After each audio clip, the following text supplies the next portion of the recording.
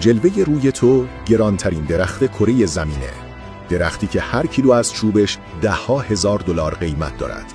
حتی از گرانترین فلزات جهان هم ارزشمندتره. اسمش کینوم است. چوبی که بهش میگن چوب خدایان، چون در اوج لوکس بودن قرار دارد. کینوم خاصترین و کمیابترین نوع عود است. عودی با رایحه شرقی، عمیق و افسانه‌ای که بزرگترین خانه‌های عطرسازی دنیا دنبالش می‌دوند. هر تکه‌اش عطری تولید می‌کند که هیچ مشابهی در جهان ندارد. اما نکته اینجاست، این درخت فقط در چند نقطه محدود از جنوب شرق آسیا رشد می‌کند و عجیب‌تر از آن، هر درخت عودی کینوم نمی‌شود. ارزش واقعی زمانی ایجاد می‌شود که تنه درخت به طور طبیعی با یک نوع قارچ خاص آلوده شود.